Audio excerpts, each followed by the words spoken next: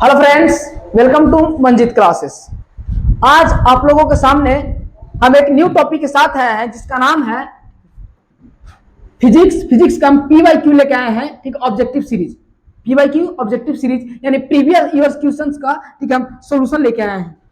या फिजिक्स का पहला लेसन यानी रिफ्लेक्शन ऑफ लाइट का हम कुछ क्वेश्चन लेके आए हैं, इसको हम एक्सप्लेनेशन करते हैं। ध्यान से समझिएगा। पहला क्वेश्चन कहता है ठीक है कि निर्वात में प्रकाश की चाल होता क्या है, निर्वात में प्रकाश की चाल कितना होता है। तो सबसे पहले हम समझते हैं निर्वात होता क्या है। सर ध्यान दीजिएगा, निर्वात ठीक है, जिसको हम लोग शून्य भी कहते हैं। निर्वात को ही क्या कहते हैं हम लोग, शून्य। निर्वात का एक मतलब ऐसा माध्यम जहां पर कुछ नहीं हो, जहां पर कुछ नहीं हो, जैसे अंतरिक्ष में कोई मीडियम नहीं हो, ना तो वहां हवा है ना तो पानी, कुछ नहीं है। ठीक है, हाँ वो सब है, जो ग्राही सब है उस हमको नहीं लेना है। ठीक है, हमको बात रहे मतलब कोई माध्यम वहां पर हो ही नहीं। वहां पर नहीं तो साउंड ट्रैवल कर सकता मणिवीर से, कोई माध्यम ट्रैवल नहीं कर, कोई भी जीप नहीं, प्रकाश तो ट्रैवल कर सकता लेकिन साउंड ट्रैवल नहीं कर सकता उसमें, निर्वात माध्यम, याद रखिएगा। ठीक है, तो निर्वात में यानी शून्य में ठीक है प्रकाश की चाल कितना होता है, निर्वात में प्रकाश की चाल कितना होता है, तो याद रखिएगा निर्वात में प्रकाश की चाल होता है 3 × 10⁸ मीटर प्रति सेकेंड। ठीक है, 3 × 10⁸ मीटर प्रति सेकेंड। अगर मीटर में नहीं दिया हो तो आप लोग लिखिएगा 3 लाख किलोमीटर प्रति घंटा। तो आपसे अगर कोई पूछ दे कि निर्वात में प्रकाश की चाल कितना होता है या शून्य में प्रकाश की चाल कितना होता है, तो 3 लाख किलोमीटर प्रति सेकेंड, 3 लाख किलोमीटर प्रति सेकेंड होता है। अब आगे बात करते हैं। ठीक है, इसका तो आंसर हो जाएगा ए, लेकिन आगे बात करते हैं 2.25 × 10⁸ मीटर प्रति सेकेंड क्या है। अगर आपसे पूछे ठीक है कि जल में प्रकाश की चाल, क्या पूछ दे आप लोग से, जल में प्रकाश की चाल, और आपसे पूछ दे ठीक है जल में हो गया, और आपसे पूछ दे कांच में प्रकाश की चाल, कांच में प्रकाश की चाल। तो यदि आपसे पूछे तो यहाँ पर जल में प्रकाश की अगर चाल पूछे आप लोग से और कांच में प्रकाश की चाल पूछे, तो याद रखिएगा जल में प्रकाश की चाल होता है ठीक है 2.25 × 10⁸ मीटर प्रति सेकेंड, जबकि अगर कांच में बात करें तो 2 × 10⁸ मीटर प्रति सेकेंड, यानी 2 × 10⁸ मीटर प्रति सेकेंड होता है। अगर इसको सर किलोमीटर पूछे तो इसको 2 लाख किलोमीटर प्रति सेकेंड, और इसको पूछे अगर जल में प्रकाश की चाल पूछे तो 2,25,000 किलोमीटर प्रति सेकेंड। ठीक है, याद रखिएगा।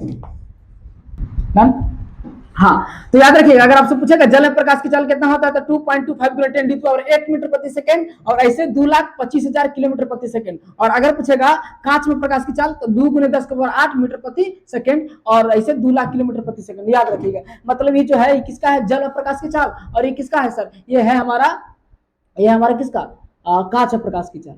ठीक है, कांच में प्रकाश की चाल है और इसमें जल में प्रकाश की चाल, याद रखिएगा। ठीक है, क्लियर। आगे बोलता है अगला क्वेश्चन। ठीक है, अगला क्वेश्चन बोलता है ठीक है किसी अवतल, सॉरी पहले आगे सुनिए, यहाँ पर प्रकाश, अगर प्रकाश की बात करें हम लोग लाइट क्या होता है। ठीक है, हम लोग लाइट के बारे में अध्ययन करेंगे, लाइट होता क्या है, लाइट LIGHT। ठीक है, अगर इसके बारे में बोलेगा तो याद रखिएगा ऑब्जेक्टिव क्वेश्चन बनता है कि प्रकाश हमेशा किस रेखा में चलती है, तो याद रखिएगा प्रकाश हमेशा सीधी रेखा में गमन करती है। ये क्वेश्चन पूछा हुआ है कि प्रकाश हमेशा किस रेखा में गमन करती है, तो सर सीधी रेखा में गमन करती है। याद रखिएगा किस रेखा में, सीधी रेखा में गमन करती है। आगे हम बात करते हैं, अगला क्वेश्चन बोलता है किसी अवतल दर्पण की फोकस दूरी होता है, किसी अवतल दर्पण की फोकस दूरी क्या होता है, ध्यान दीजिएगा। आगे अब बात कर ले अवतल दर्पण के, तो सर वैसा दर्पण, ध्यान दीजिएगा, वैसा दर्पण जिसकी बाहरी सतह कलाई किया हो, वैसी दर्पण खोखले गोलीय दर्पण का वैसा भाग जिसकी बाहरी सतह कलाई किया हो। ठीक है, खोखले गोलीय दर्पण का वैसा भाग जिसके बाहरी सतह कलाई किया हो, इसी को हम क्या बोलते हैं, अवतल दर्पण। क्या बोलते हैं, अवतल दर्पण। ठीक है, जिसकी बाहरी सतह कलाई किया हो, कलाई कहे का मतलब रज्जित, इसको पेंट कहते हैं। ठीक है, तो वैसा दर्पण जिसका बाहरी सतह कलाई किया हो और भीतरी सतह एक परावर्तक सतह हो, मतलब उससे प्रकाश टकरा कर वापस लौटे। ठीक है, तो बात करते हैं सर कि अवतल दर्पण की फोकस दूरी होती है। सर पहले सबसे अवतल दर्पण सब जानते हैं, अवतल दर्पण समझ में आया, पहले किसको कहते हैं कि वैसा दर्पण जिसका बाहरी सतह कलाई किया हो। अब बात करते हैं आगे, यहाँ पर ये अवतल दर्पण को हो गया ध्रुव, ये हो गया फोकस, और ये हो गया हमारा सेंटर ऑफ कर्वेचर। ठीक है, इसको वक्रता केंद्र हिंदी में बोलते हैं, इंग्लिश में सेंटर ऑफ कर्वेचर, फोकस और पोल। ठीक है, ध्रुव, फोकस और वक्रता केंद्र कहते हैं। ये अवतल दर्पण के हैं। अब बात करते हैं, ठीक है, यहाँ बोला है कि किसी अवतल दर्पण की फोकस दूरी होता है। अवतल दर्पण की फोकस दूरी को समझने के लिए धनात्मक होता है, ऋणात्मक होता है, इसके लिए हमको लेंगे निर्देशांक चिन्ह पर पाटी। आप लोग पढ़े होंगे, ठीक है, ध्यान दीजिएगा। अब मान लेते हैं हमारा एक्स एक्सिस है, ये वाई एक्सिस, अब ये क्या है वाई डैश एक्सिस। अब इधर आपको पता होगा कौन एक्सिस होगा, एक्स एक्स, मानो माइनस वाला एक्स। अब इधर देखिए यहाँ पर, ठीक है, यहाँ पर जितना इधर इतना जितना भी इधर फोकस है, वक्रता केंद्र है, ठीक है, चूंकि बाया तरफ है, एक्स एक्सिस के बाया तरफ यानी माइनस में है, तो याद रखिएगा फोकस दूरी पूछे चाहे वक्रता केंद्र पूछे, ठीक है, अवतल दर्पण का हमेशा क्या होता है ऋणात्मक। क्या होता है ऋणात्मक। पूछेगा आपसे कि अवतल दर्पण की फोकस दूरी क्या होता है ऋणात्मक, वक्रता केंद्र ऋणात्मक, और वस्तु एक हम रखते हैं, ठीक है, अवतल दर्पण की इधर ही रखते हैं वस्तु, जिस यहाँ पे वस्तु रखी है, यहाँ पर वस्तु रख दी, तो वस्तु दूरी भी क्या होता है ऋणात्मक। वस्तु दूरी को हम लोग यू से सूचित करते हैं, ठीक है। अवतल दर्पण क्या कंडीशन नहीं दे रहा है, वस्तु दूरी इसको ऋणात्मक होगा, प्रतिबिंब दूरी, ठीक है, नात्मक भी हो सकता है और धनात्मक भी हो सकता है, क्योंकि अगर यहाँ वस्तु रखते हैं तो प्रतिबिंब दर्पण की इधर बनता है और दर्पण की इधर आ जाएगा तो फिर क्या हो जाएगा धनात्मक, ठीक है। अगर फोकस दूरी पूछे तो हमेशा क्या होता है ऋणात्मक। अगर वक्रता केंद्र और इसके बीच यानी वक्रता त्रिज्या पूछे आपसे, ठीक है, तो भी क्या होता है ऋणात्मक, याद रखिए, ठीक है। आगे बात करते हैं, ठीक है, इस समझ में आ गया किसी अवतल दर्पण की फोकस दूरी क्या होता है ऋणात्मक। अब बात कर लेते हैं सर उत्तल दर्पण की। अगर बात करें तो उत्तल दर्पण में क्या होता है, ध्यान दीजिए। ऐसे मेनली दर्पण दो होता है, अवतल है भूतल, ठीक है। अवतल दर्पण समझ में आ गया। अब उत्तल दर्पण की बात करते हैं, ध्यान दीजिए।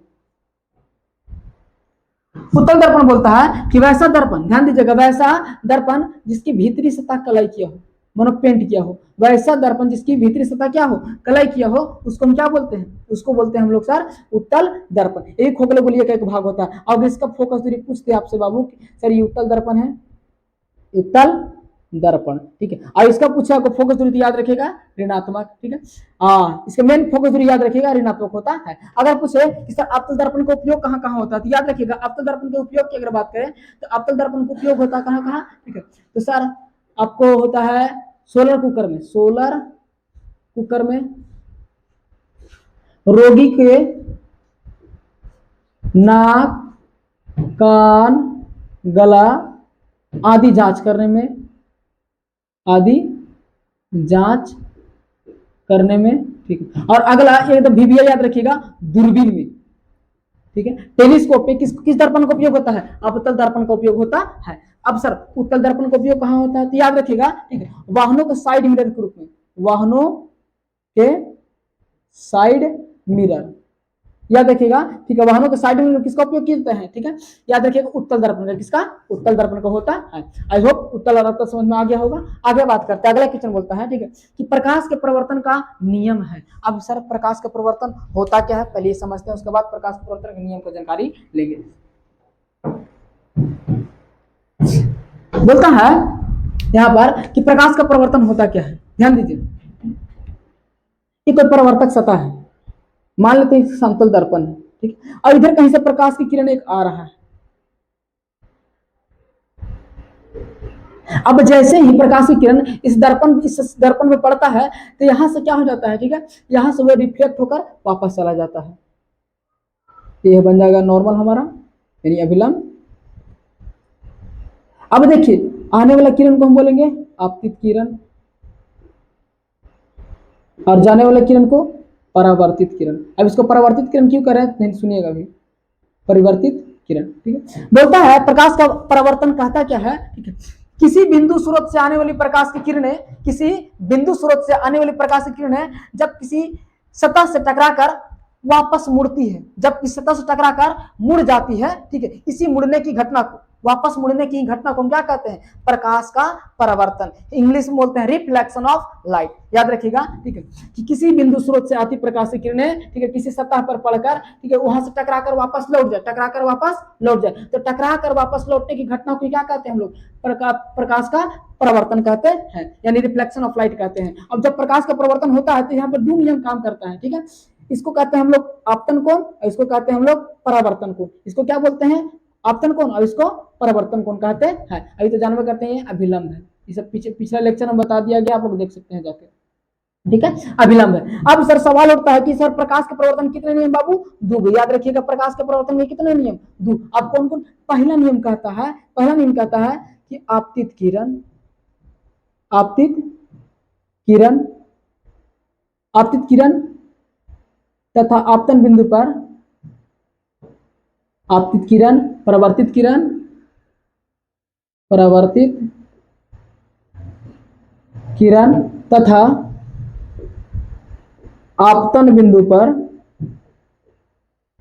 आपतन बिंदु पर खींचा गया लंब, खींचा गया लंब तीनों, तीनों एक ही समतल में होते हैं, तीनों एक ही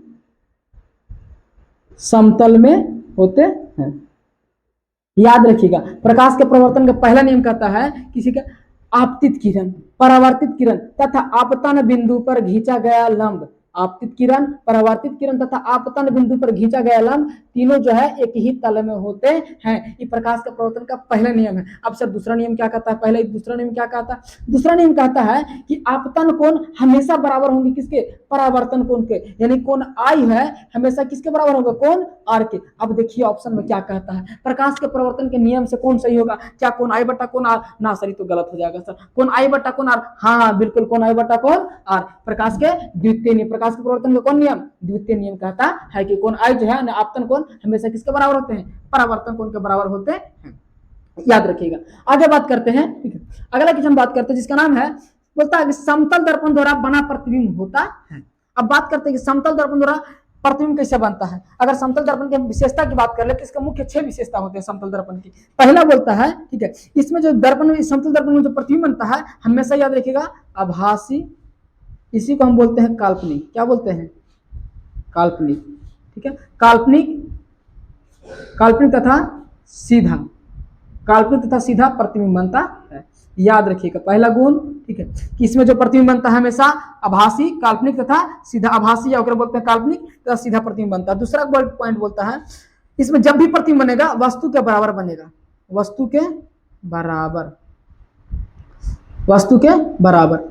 जानते हैं आप लोग की समझ में क्यों नहीं आता? समझ में ना कारण के कारण लोग आप लोग थियोरेटिकल समझते नहीं है। समतल दर्पण आप लोग सभी को देखे हैं, रोज ऐनकवा के सामने जाकर श्रृंगार पटार करते हैं, उसी को कहते हैं समतल दर्पण। ठीक है, और उसमें अपना प्रतिबिंब जब देखते हैं, ठीक है, जब प्रतिबिंब देखते हैं तो बताइए उसमें जितना बड़ा हमारा मुंह उतना बड़ा मुंह नहीं दिखाता है। ठीक है, हाँ, लेकिन ध्यान दीजिएगा हजामती दर्पण के लिए इस दर्पण का उपयोग नहीं करता है। ठाकुर जो सैलून लगाता है वो कौन दर्पण लगाता है? याद रखिएगा अवतल दर्पण। कौन दर्पण? अवतल दर्पण। पूछा गया है हजामती दर्पण ग्रुप में, यानी दाढ़ी मूछ बनाने के लिए किस दर्पण का उपयोग किया जाता है? याद रखिएगा अवतल दर्पण का उपयोग किया जाता है। तो आगे बात कर लेते हैं समतल दर्पण की विशेषता। तो वस्तु के बराबर प्रतिबिंब बनता है। तीसरा इसका विशेषता याद रखिएगा, ठीक है, कि प्रतिबिंब जो प्रतिबिंब इसमें बनेगा, ठीक है, वो पसर्व रूप से उल्टा बनेगा। प्रतिबिंब पसर्व रूप से उल्टा बनता है, उल्टा बनता है। अब पसर्व रूप से उल्टा का है मतलब इसको बोलते हैं लैटरल इन्वर्जन। पसर्व परिवर्तन होता है, एक प्रक्रिया है, ठीक है, जिसमें लैटरल इन्वर्जन। लैटरल इन्वर्जन का मतलब है जैसे दर्पण के सामने खड़ा होइएगा तो आपको अब दायां हाथ उठाइएगा तो बायां हाथ उठाएगा, वो बायां हाथ आप बायां हाथ उठाइएगा तो दायां हाथ उठाएगा। सर इसी को कहते हैं हम लोग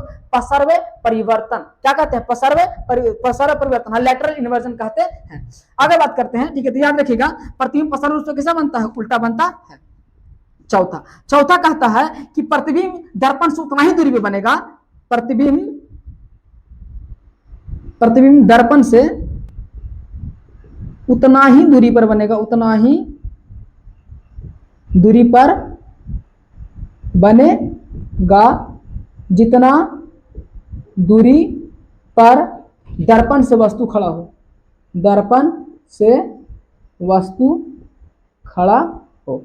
ध्यान दीजिएगा बाबू, कहता है कि प्रतिबिंब दर्पण से उतना ही दूरी बनेगा जितना दर्पन से वस्तु दूर खड़ा हो। मान लीजिए यहाँ पर समतल दर्पण लगा हुआ है और समतल दर्पण से 10 मीटर दूरी पर एगो आदमी खड़ा है। कितना दूरी पर? 10 मीटर के दूरी पर। तो जानते हैं आपको प्रतिबिंब बनेगा दर्पण से पीछे 10 मीटर की दूरी पर। कितना मीटर की दूरी पर? यहाँ पर जब प्रतिबिंब बनेगा, ठीक है, प्रतिबिंब बनेगा, ठीक है, तो कितना मीटर की दूरी पर? सर 10 मीटर की दूरी पर ही बनेगा। इस समतल दर्पण की विशेषता याद रखिएगा। अब एगो क्वेश्चन पूछ रहा था, बिहार बोर्ड में पूछ रहा था कि एक समतल दर्पण के सामने कोई वस्तु 2 मीटर प्रति सेकंड की रफ्तार से दौड़ रहा हो। किसी समतल दर्पण के सामने मान लीजिए, ठीक है, यहाँ पर कोई व्यक्ति हो, बहुत खूबसूरत व्यक्ति, ध्यान दीजिएगा इसको पता।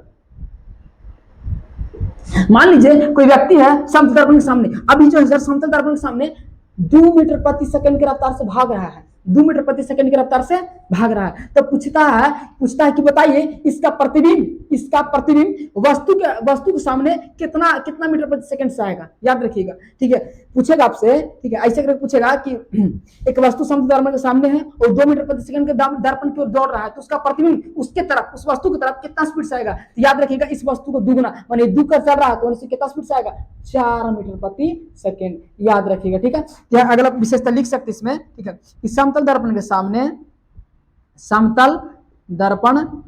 सामने यदि कोई वस्तु दौड़ता है तो उसका प्रतिबिंब उस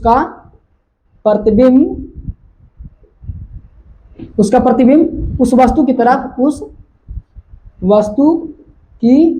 तरफ दुगना स्पीड से दौड़ेगा, दुगना चाल से दौड़ेगा, याद रखिएगा। ठीक है, यह समतल दर्पण की विशेषता। ठीक है, आगे बात करते हैं। तो समतल दर्पण द्वारा बड़ा प्रतिबिंब कैसे होता है, तो याद रखिए कैसे होगा। ठीक है, वास्तविक एवं उल्टा ना, वास्तविक उल्टा नहीं होगा, वास्तविक आभासी और उल्टा एवं नहीं होगा। ठीक है, आभासी और सीधा, बिल्कुल आभासी और सीधा होता है, याद रखिएगा। क्लियर, इतना पॉइंट समझ में आ गया। आगे आई होप ये समझ में आया होगा पूरे बढ़िया से। ठीक है, अगर समझ में आया होगा, ठीक है, तो इसको नोट भी करना चाहिए, नोट कर लीजिएगा, और बढ़िया समझ में आया होगा तो प्लीज लाइक शेयर सब्सक्राइब जरूर कीजिएगा। धन्यवाद।